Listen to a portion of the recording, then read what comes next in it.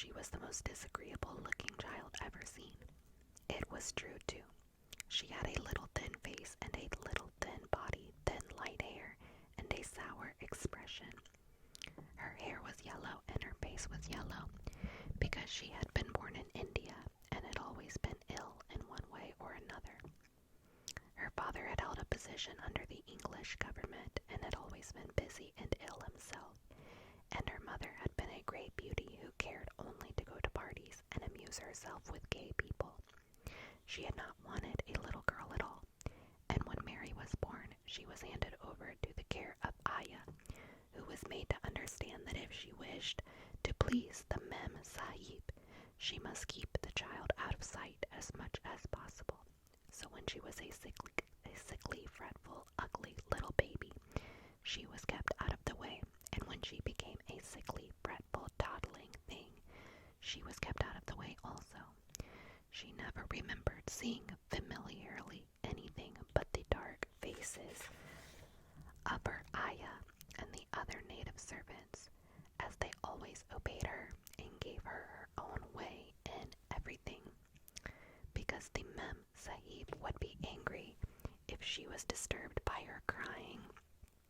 By the time she was 6 years old, she was as tyrannical and selfish a little pig as ever lived. The young English governess who came to teach her to read and write disliked her so much that she gave up her place in 3 months, and when other governesses came to try to fill it, they always went away in a shorter time than the first one. So if Mary had not chosen really to want to know how to read books, she would never have learned her letters at all. One frightfully hot morning when she was about 9 years old, she awakened feeling very cross, and she became crosser still when she saw that the servant who stood by her bedside was not her Aya. "Why did you come?" she said to the strange woman. "I will not let you stay. Send my Aya to me." The woman looked frightened, but she only stammered that the Aya could not come, and when Mary threw herself into a passion and beat and kicked her, she looked only more frightened and repeated that it was not possible for the Aya to come to Miss Sahib. There was something mysterious in the air that morning, nothing that was done in its regular order, and several of the native servants seemed missing, while those whom Mary saw slunk or hurried about with ashy and scared faces, but no one would tell her anything, and her Aya did not come. She was actually left alone as the morning went on, and at last she wandered out into the garden and began to play by herself under a tree near the veranda. She pretended that she was making a flower bed, and she stuck big scarlet hibiscus blossoms into little heaps of earth, all the time growing more and more angry and muttering to herself the things she would say and the names she would call Sadie when she returned. "Pig, pig, daughter of pigs," she said, because to call a native a pig is the worst insult of all. She was grinding her teeth and saying this over and over again when she heard her mother come out on the veranda with someone. She was with a fair young man, and they stood talking together in low, strange voices. Mary knew the fair young man who looked like a boy. She had heard that he was a very young officer who had just come home from England. The child stared at him, but she stared most at her mother. She always did this when she had a chance to see her, because the Mem Sahib, Mary used to call her that oftener than anything else, was such a tall, slim, pretty person and wore such lovely clothes. Her hair was like curly silk, and she had a delicate little nose which seemed to be disdaining things, and she had large laughing eyes. All her clothes were thin and floating, and Mary said they were full of lace. They looked fuller of lace than ever this morning, but her eyes were not laughing at all. They were large and scared and lifted imploringly to the fair boy officer's face. "Is it so very bad?" "Oh, is it?" Mary heard her say. "Awfully," the young man answered in a trembling voice. "Awfully, Mrs. Lennox. You ought to have gone to the hills 2 weeks ago." Then Min Sahib wrung her hands. "Oh, I know I ought," she cried. "I only stayed silly dinner party. What a fool I was.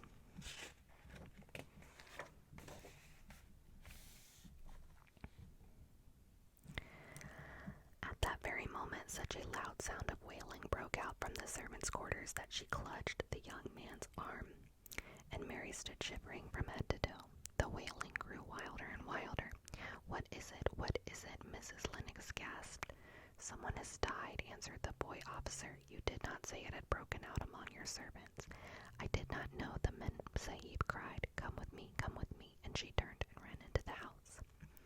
After that, appalling things happened, and the mysteriousness of the morning was explained to Mary. The cholera had broken out in its most fatal form, and people were dying like flies. The ayah had been taken ill in the night, and it was because she had just died that the other servants had wailed in the huts. Before the next day, 3 other servants were dead, and others had run away in terror. There was panic on every side and dying people in all the bungalows. During the confusion and bewilderment on the second day, Mary hid herself in the nursery and was forgotten by everybody. Nobody thought of her, nobody wanted her, and strange things happened of which she knew nothing. Mary alternatively cried and slept through the hours. She only knew that people were ill and that she heard mysterious and frightening sounds. Once she crept into the dining room and found it empty, though a partly finished meal was on the table, and chairs and plates looked as if they had been hastily pushed back when the diners rose suddenly for some reason. The child ate some fruit and biscuits, and being thirsty, she drank a glass of wine which stood nearly filled. It was sweet, and she did not know how strong it was. Very soon it made her intensely drowsy, and she went back to her nursery and shut herself in again, frightened by the cries she heard in the huts and by the scurrying sound of feet. The wine made her so sleepy that she could scarcely keep her eyes open, and she lay down on her bed and knew nothing more for a long time. Many things happened during the hours in which she slept so heavily, but she was not disturbed by the wails and the sound of things being carried in and out of the bungalow. When she awakened, she laid and stared at the wall. The house was perfectly still. She had never known it to be so silent before. She heard neither voices nor footsteps, and wondered if everybody had got well of the cholera and all the trouble was over. She wondered also who would take care of her now that Ayah was dead. There would be a new Ayah, and perhaps she would know some new stories. Mary had been rather tired of the old ones. She did not cry because her nurse had died. She was not an affectionate child and had never cared much for anyone. The noise and hurrying about and wailing over the cholera had frightened her, and she had become angry because no one seemed to remember that she was alive. Everyone was too panic-stricken to think of a little girl no one was fond of. When people had the cholera, it seemed that they remembered nothing but themselves. But if everyone had got well again, surely someone would remember and come to look for her. But no one came, and as she lay waiting, the house seemed to grow more and more silent. She heard something rustling on the matting, and when she looked down, she saw a little snake gliding along and watching her with eyes like jewels. She was not frightened because he was a harmless little thing who would not hurt her, and he seemed in a hurry to get out of the room. He slipped under the door as she watched him.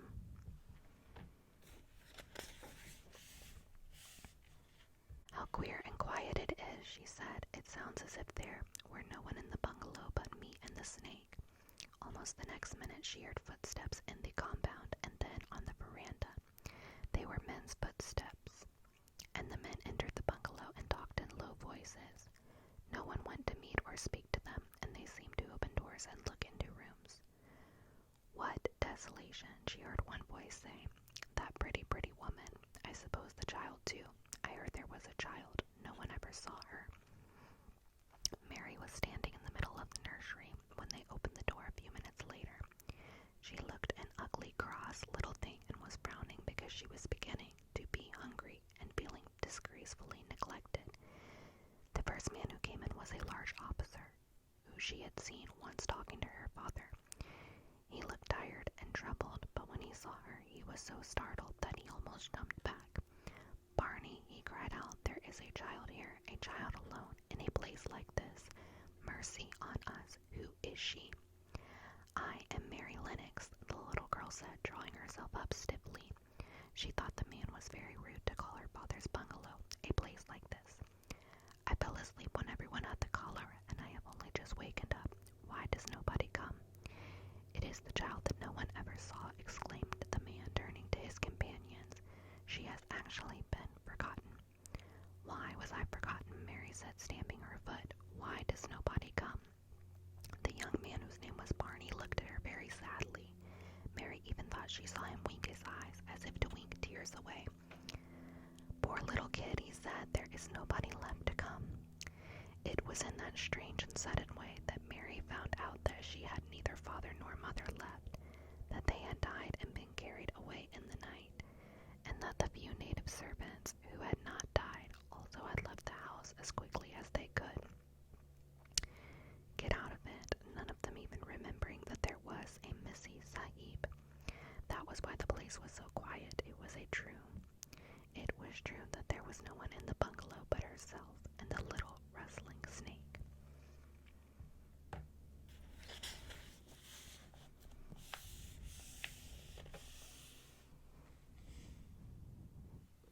Mary had liked to look at her mother from a distance, and she had thought her very pretty. But as she knew very little of her, she could scarcely have been expected to love her or to miss her very much when she was gone.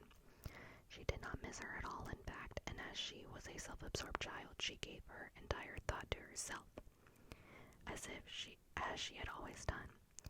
If she had been older, she would no doubt have been very anxious at being left alone in the world. But she was very young, and she had always been taken care of. She supposed she always would be. What she thought was that she would like to know if she was going to nice people who would be polite to her and give her her own way, as her ayah and the other native servants had done. She knew that she was not going to stay at the English clergyman's house where she was taken first. She did not want to stay. The English clergyman was poor, and he had 5 children, nearly all the same age, and they wore shabby clothes, and they were always quarreling and snatching toys from each other. Mary hated their untidy bungalow, and was so disagreeable to them that after the first day or 2, nobody would play with her. By the second day, they had given her a nickname which made her furious. It was Basil who thought of it first. Basil was a little boy with impudent blue eyes and a turned-up nose, and Mary hated him.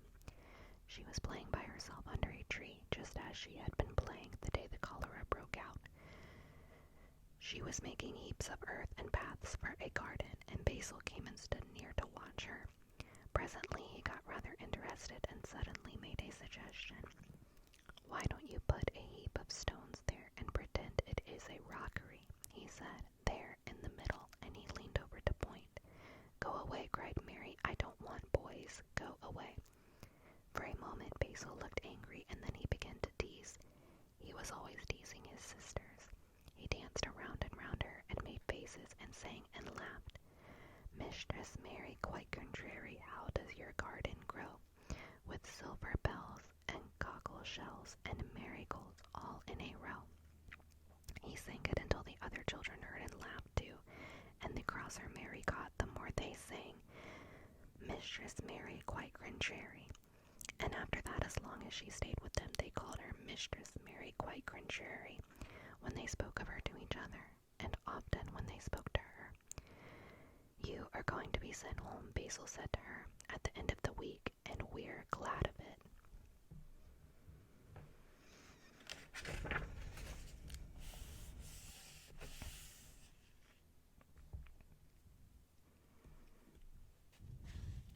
I am glad of it too, answered Mary. Where is home? She doesn't know where home is, said Basil with 7-year-old scorn. It's England, of course. Our grandmama lives there, and our sister Mabel was sent to her last year. You are going to your grandmama. You have none. You are going to your uncle. You are not going to your grandmama. You have none. You are going to your uncle. His name is Mr. Archibald Craven. I don't know anything about him, snapped Mary. I know you don't, Basil answered. You don't know anything. Girls never do. I heard father and mother talking about him. He lives in a great big desolate old house in the country, and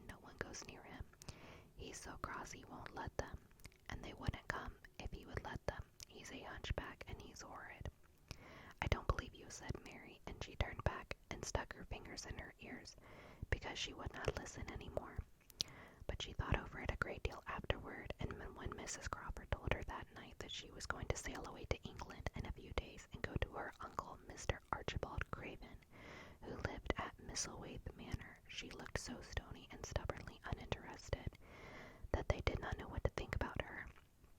They tried to be kind to her, but she only turned her face away when Mrs. Crawford attempted to kiss her, and held herself stiffly when Mr. Crawford patted her shoulder. "She is such a plain child," Mrs. Crawford said pityingly afterward, "and her mother was such a pretty creature. She had a very pretty manner, too, and Mary has the most unattractive ways I ever saw in a child. The children call her Mistress Mary quite contrary, and though it's naughty of them, one can't help understanding it.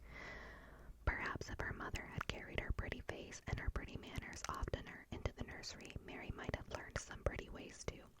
It is very sad, now the poor beautiful thing is gone, to remember that many people never even knew that she had a child at all. I believe she scarcely ever looked at her," sighed Mrs. Crawford. "When her ayah was dead, there was no one to give a thought to the little thing. Think of the servants running away and leaving her all alone in that deserted bungalow." Colonel McGrew said he nearly jumped out of his skin when he opened the door and found her standing by herself in the middle of the room. Mary made the long voyage to England under the care of an officer's wife who was taking her children to leave them in a boarding school.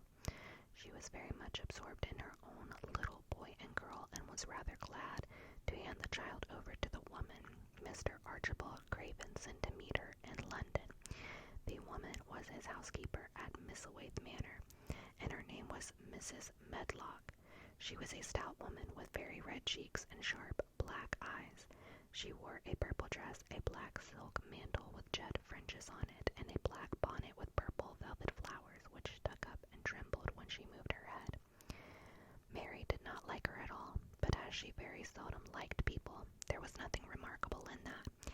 Besides which, it was very evident Mrs. Medlock did not think much of her. "My word, she's a plain little piece of goods," she said, "and we'd heard that her mother was a beauty. She hasn't handed much of it down, has she, ma'am?" "Perhaps she will improve as she grows older," the officer's wife said good-naturedly. "If she were not so sallow and had a nicer expression. Her features are rather good. Children alter so much." "She'll have to alter a great deal," answered Miss Medlock, "and there's nothing likely to improve children at Misselthwaite, if you ask me." They thought Mary was not listening because she was standing a little apart from them at the window of the private hotel they had gone to. She was watching the passing buses and cabs and people, but she heard quite well and was made very curious about her uncle and the place he lived. What sort of a place was it? And what would he be like? What was a hunchback? She had never seen one. Perhaps there were none in India.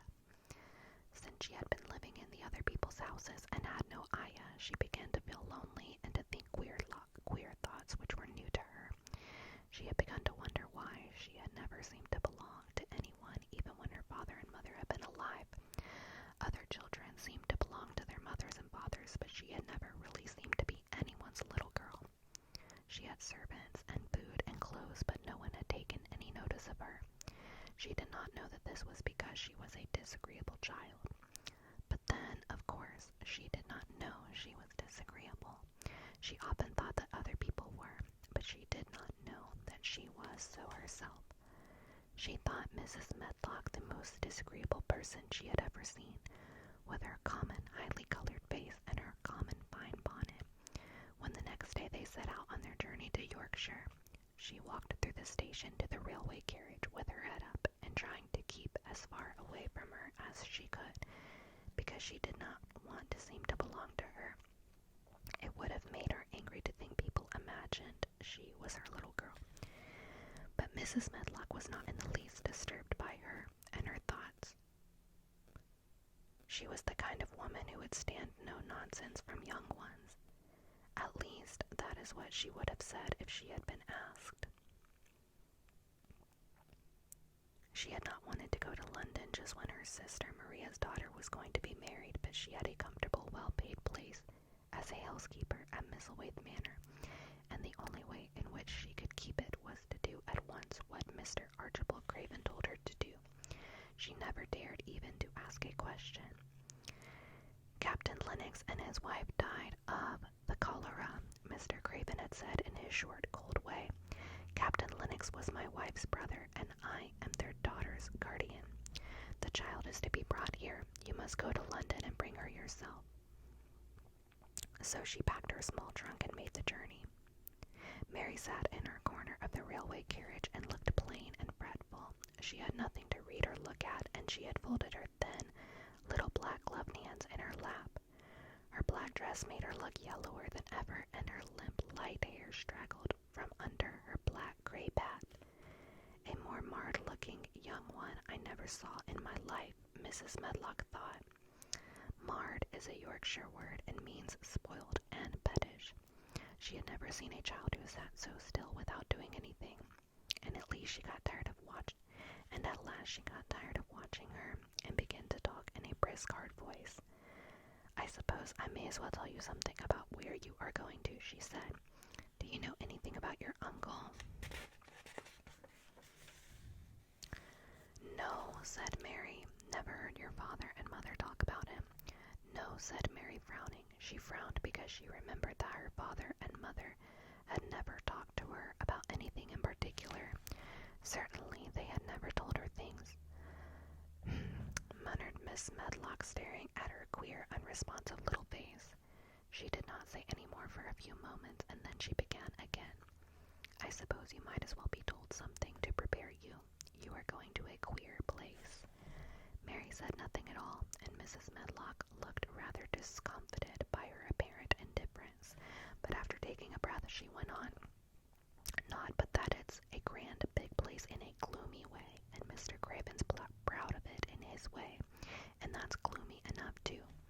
The house is 600 years old, and it's on the edge of the moor, and there's nearly 100 rooms in it, though most of them is shut up and locked, and there's pictures and fine old furniture and things that's been there for ages, and there's a big park round it, and gardens and trees and branches trailing to the ground, some of them. She paused and took another breath. But there's nothing else, she ended suddenly.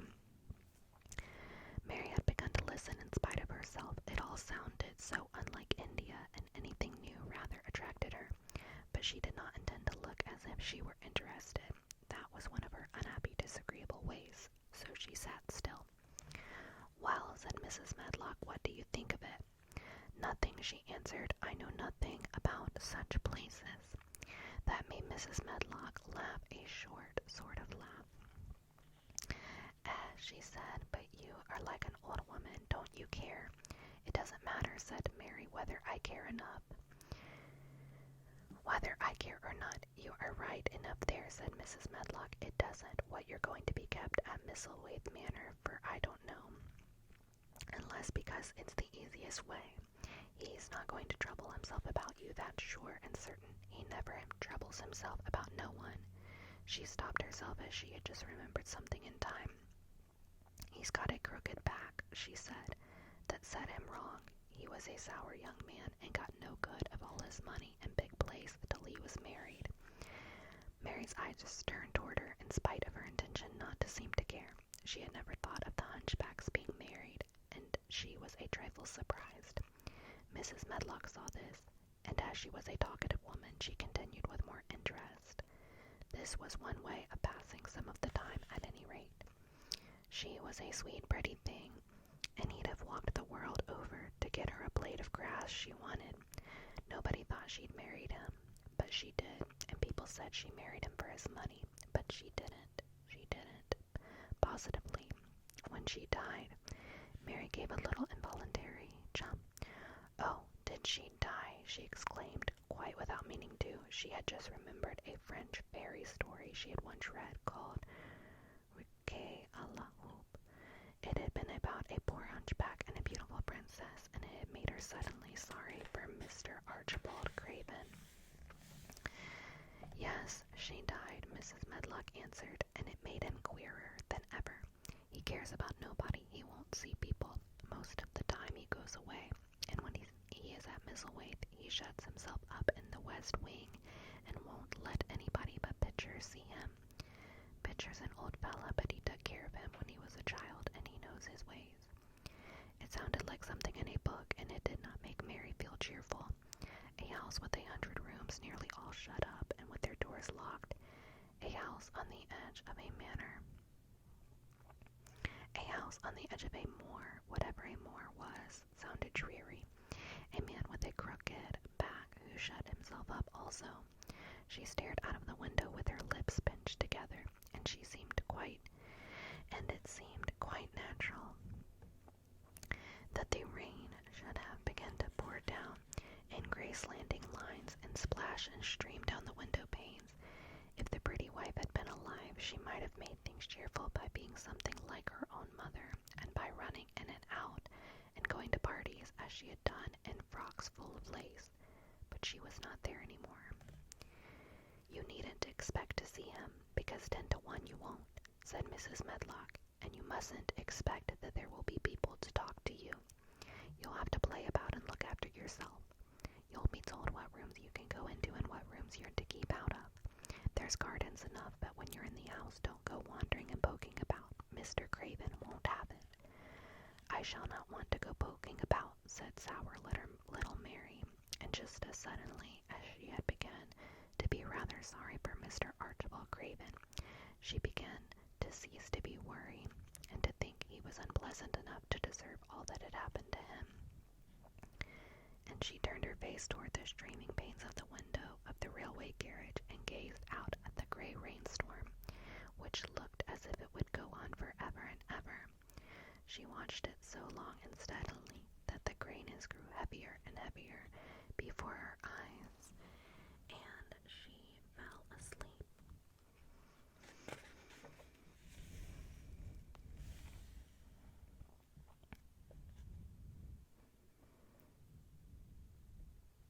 Across the moor. She slept a long time, and when she awakened, Mrs. Medlock had brought a lunch basket at one of the stations, and they had some chicken and cold beef and bread and butter and some hot tea. The rain seemed to be streaming down more heavily than ever, and everybody in the station wore wet and glistening waterproofs. The guard lighted the lamps in the carriage, and Mrs. Medlock cheered up very much over her tea and chicken and beef. She ate a great deal and afterwards fell asleep herself. And Mary sat and stared at her and watched her fine bonnet slip on one side until she herself fell asleep once more in the corner of the carriage, lulled by the splashing of the rain against the windows. It was quite dark when she awakened again. The train had stopped at a station, and Mrs. Medlock was shaking her. You have had a sleep, she said. It's time to open your eyes. We're at the Waite station, and we've got a long drive before us. Mary stood up and tried to keep her eyes open while Mrs. Medlock collected her parcels. The little girl did not offer to help her because in India native servants were always picked up or carried things, and it seemed quite proper that other people should wait on one. The station was a small one, and nobody but themselves seemed to be getting out of the train. The station master spoke to Mrs. Medlock in a rough, good-natured way, pronouncing his words in a queer, broad fashion, which Mary found out afterwards was Yorkshire. I see that's got back, he said, and that's Brown, the young, and with thee. That's her, answered Mrs. Medlock, speaking with a Yorkshire accent herself, and jerking her head over her shoulder towards Mary. How's thy's missus?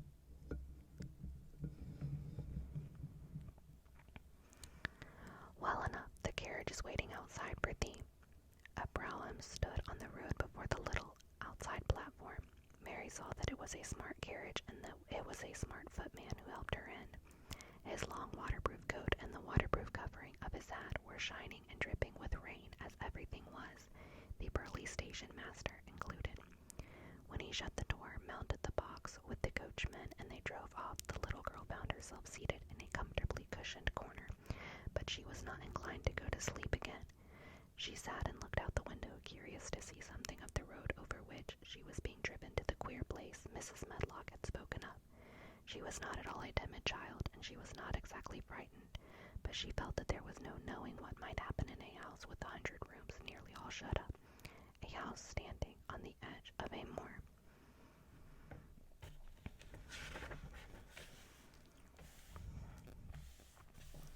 "What is a moor?" she said suddenly to Mrs. Medlock. "Look out the window in about 10 minutes and you'll see," the woman answered.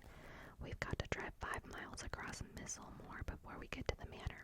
You won't see much because it's a dark night, but you can see something." Mary asked no more questions, but waited in the darkness of her corner, keeping her eyes on the window. The carriage lamps cast rays of light a little distance ahead of them, and she caught glimpses of the things they passed. After they had left the station, they had driven through a tiny village, and she had seen whitewashed cottages and the lights of a public house.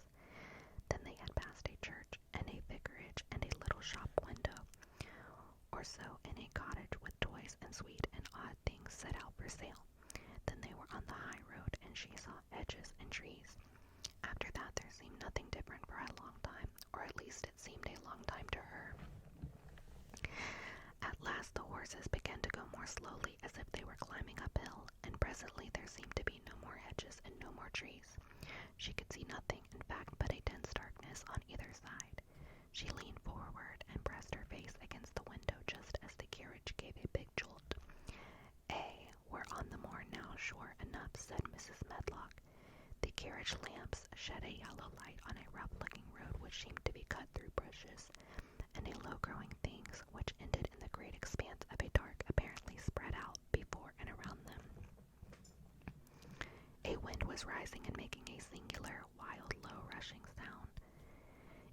It's not the sea, is it?" said Mary, looking round at her companion. "No, not it," answered Mrs. Medlock. It isn't fields nor mountains, it's just miles and miles and miles of wild land that nothing grows on but heather and gorse and broom, and nothing lives on but wild ponies and sheep. I feel as if it might be the sea, if there were some water on it," said Mary. "It sounds like the sea just now." "That's the wind blowing through the bushes," Mrs. Medlock said. "It's a wild, dreary enough place to my mind. There's enough plenty that likes it, particularly when the heather's in bloom." On and on they drove through the darkness, and though the rain stopped, the wind rushed by and whistled and made strange sounds. The road went up and down, and several times the carriage buzzed over. The carriage passed over a little bridge beneath which water rushed very fast with a great deal of noise. Mary felt as if the drive would never come to an end, and that the wide bleak moor was a wide expanse of black ocean through which she was passing on a strip of dry land. "I don't like it," she said to herself. "I don't like it," and she pinched her thin lips more tightly together. The horses were climbing up a hilly piece of road when she first caught sight of a light. Mrs. Medlock saw it as soon as she did, and drew a long sigh of relief. "I'm glad to see that bit of light twinkling," she exclaimed. "It's the light in the lodge window. We shall get a good cup of tea after a bit, at all events." It was after a bit, as she said, for when the carriage passed through the dark gates there was still 2 miles of avenue to drive through, and the trees, which nearly met overhead, made it seem as if they were driving through a long, dark vault. They drove out of the vault into a clear space and stopped before an immensely but low-built house which seemed to ramble round a stone corner. At first Mary thought that there were no lights at all in the windows, but as she got out of the carriage she saw that one room in a corner upstairs showed a dull glow. The entrance door was a huge one made of massive, curiously shaped panels of oak, studded with big iron nails and bound with great iron bars. It opened into an enormous hall, which was so dimly lighted that the faces in the portraits on the wall and the figures in the suits of armor made Mary feel that she did not want to look at them. As she stood on the stone floor she looked a very small, odd, little black figure, and she felt as small and lost and odd as she looked. A thin, neat old man stood near the manservant who opened the door for them. "You are to take her to her room," he said in a husky voice. "He doesn't want to see her. He's going to London in the morning." "Very well, Mr. Pitcher," Mrs. Medlock answered. "So long as I know what's expected of me, I can manage." "What's expected he's not disturbed and that he doesn't see what he doesn't want to see. And then Mary Lennox was led up a broad staircase and down a long corridor and up a short flight of steps and through another corridor and another, until a door opened in a wall and she found herself in a room with a fire in it and supper on a table. Mrs. Medlock said unceremoniously, "Well, here you are. This room and the next are where you'll live, and you must keep to them. Don't you forget that." It was in this way Mistress Mary arrived at Misselthwaite Manor, and she had perhaps never felt quite so contrary in all her life.